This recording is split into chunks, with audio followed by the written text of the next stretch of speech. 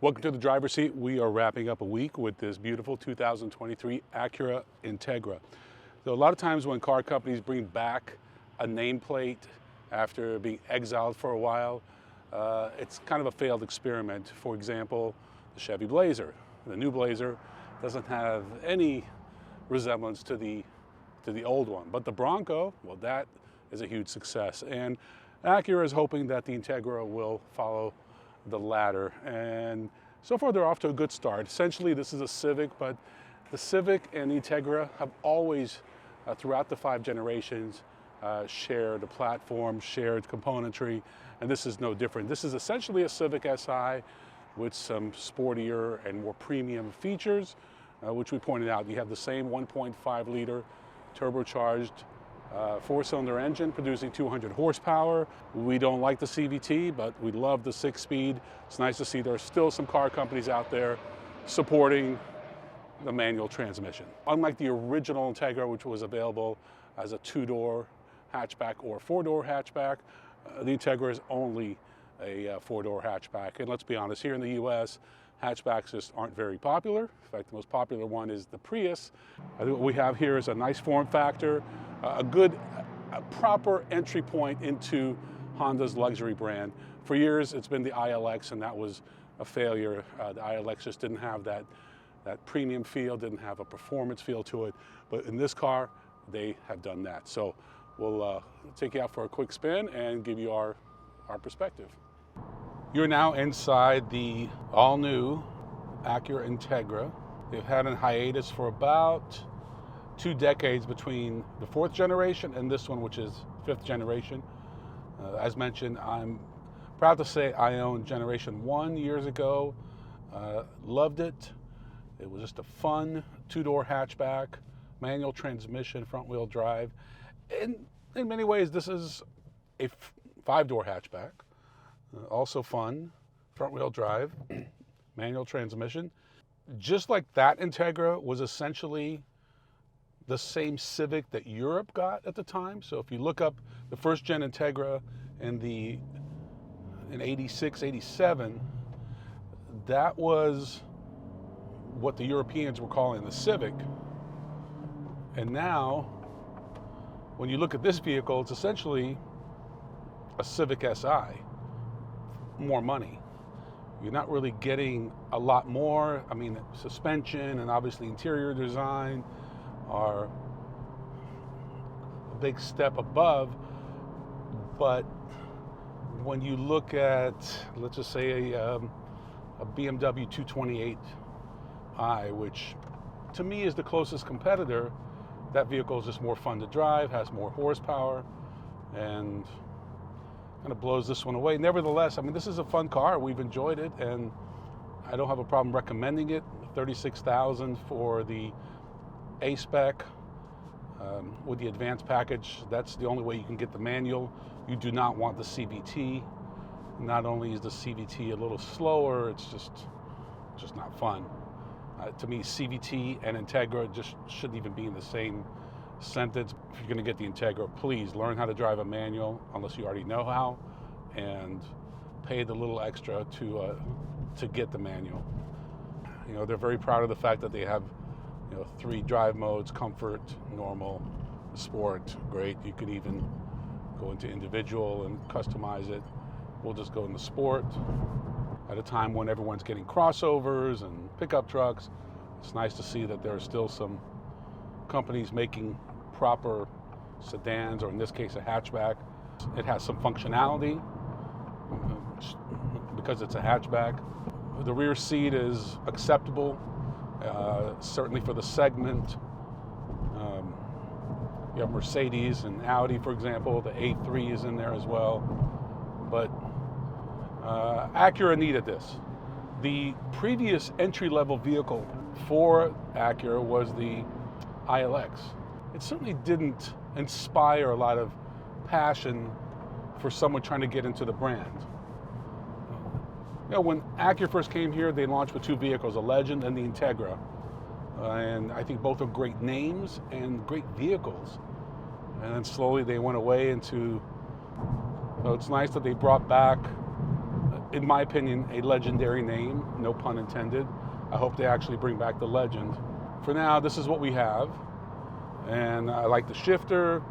I love these vents, very industrial, and they've kind of carried out that look throughout. It's a good-looking vehicle, has all the right technology that you would expect in a vehicle of this price point, and the price point starts around 31, and it tops out around 38. But so it's definitely less expensive than the competitors I mentioned. At the same time, it lacks something. That Integra I had back in the day had 113 horsepower. It was a 1.6 liter, no turbo. This is a 1.5 turbo, 200 horsepower, which kind of also matches the peak performance of the last gen Integra. So 200 kind of seems to be their sweet spot. And I don't feel like this vehicle is underpowered. I'm glad they didn't give us the CVT. That would be painful. But it handles nicely. It's smooth. It's comfortable. Sporty. I like the Alcantara seats. The red color red interior color is very sporty. You've got some nice color selections for the exterior. So they did a lot of things right. They priced it right. Another option they could have done is just brought it back as a purely electric vehicle at a time when Honda is dedicating itself to electrifying the brand. I could definitely see a fully electric version of this. It would have had much faster 0 to 60 times, which are abysmal in my opinion. 0 to 67 seconds, that's slow. As you can see, there's plenty of headroom, good visibility. Seats are extremely comfortable.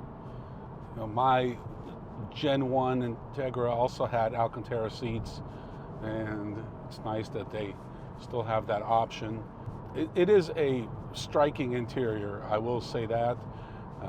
It's got all the right features, Apple CarPlay, and it's wireless Apple CarPlay, so that's good. You got wireless charging, so a lot of good things. I think the shifter is a very nice, high quality shifter. A lot of red accents and accent contrast stitching. So I'm glad they really paid a lot of attention. And I expected this because the man who is now leading Acura, he was one of the original engineers on the first gen Integra. We also have a nice digital gauge cluster, and it's got this neat little feature where when you tap the brakes or use your turn signal, you actually see the rear of the vehicle and the little lights light up. I think that's a nice little touch. Gimmicky perhaps, but nevertheless it's something that you wouldn't find in a Civic, for example. It does stick to the road nicely. It's a Honda. It's a very nice Honda, is what it is. One of the complaints I have about the new Integra is the amount of road noise, as you can hear it,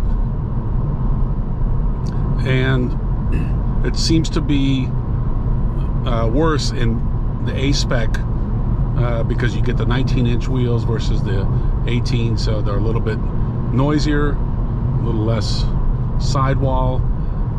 So that's just something to contend with. Other people have noted it, and I can confirm it. It's definitely a little bit on the noisy side. I like the head-up display. We didn't mention that before, but it is definitely a nice feature. It's certainly something that didn't exist in my 1987 Integra. Of course, you also have full digital display. I prefer analog gauges, but This is just the way everything is moving. So there you have it, the all-new 2023 Acura Integra. Highly recommend getting the A-Spec, which we're driving with the advanced package. That adds $3,000, but that's the only way you can get a manual transmission.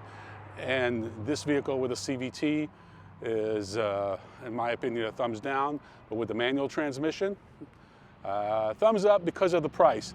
I still think that its competitor, especially the BMW 2 Series, is a more engaging, more powerful vehicle.